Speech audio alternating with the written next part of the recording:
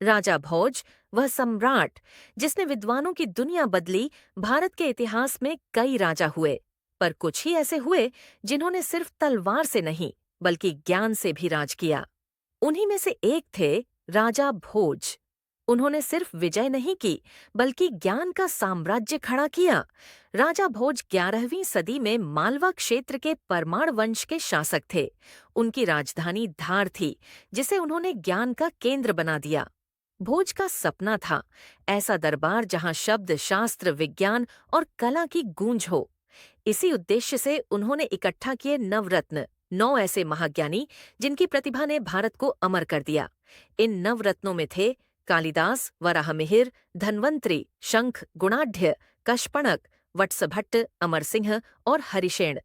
हर एक रत्न के पीछे है एक अद्भुत कहानी।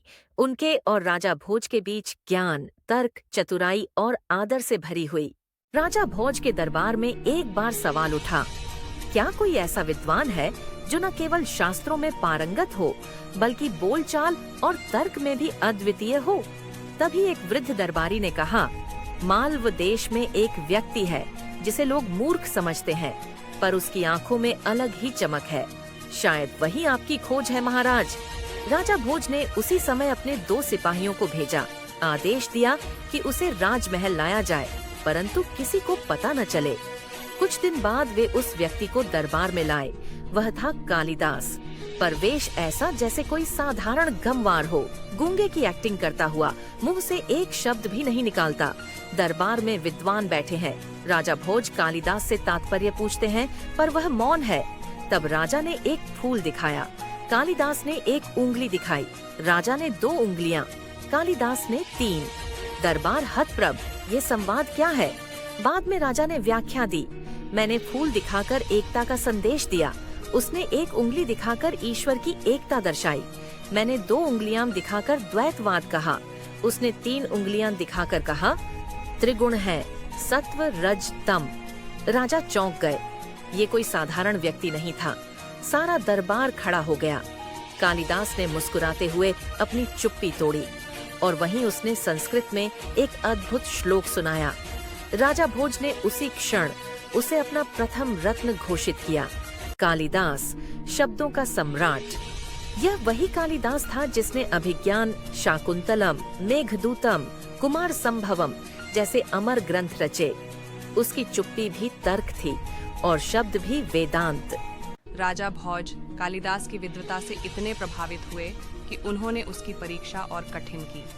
उन्होंने अपने बगीचे में एक विशेष पेड़ पर पत्ते में संस्कृत श्लोक छिपा दिया और कालिदास से कहा, इसे पढ़ो लेकिन इसे छुए बिना। यह पेड़ अत्यंत ऊंचा था और पत्ता शाखा पर हिल रहा था। सामान्य आंखों से कुछ भी देखना असंभव था। कालिदास कुछ क्षण ध्यान से देखता रहा, फिर उसने आंखें मूंद दी और उच्च स्वर में वह श्लोक बोल दिया, वृक्षस्य शिखरे लग्नम पत्रम यदि न पठ्यते तदा नृपो न बुध्यते को विद्वान जगत्तले। सारा दरबार स्तब्ध। भोज ने स्वयं जाकर देखा, वही श्लोक था। राजा ने पूछा, तुमने पढ़ा कैसे? कालिदास मुस्कुराया, पवन की गति और पत्ते की हलचल में लिपि झलकती है। राजा भोज ने सिर झुका दिया, बोले, तुम न केवल कवि बल्कि प्रकृति के भी ज्ञानी हैं। राजा भोज के दरबार में दूसरे रत्न के रूप में आए वराहमिहिर, ज्योतिष, गणित और खगोल के अद्वितीय ज्ञाता। कहा जाता है कि उन्होंने पहले ही एक दिन कहा था, आज राजमहल के दक्षिणी द्वार पर सिंह आकर गरजेगा।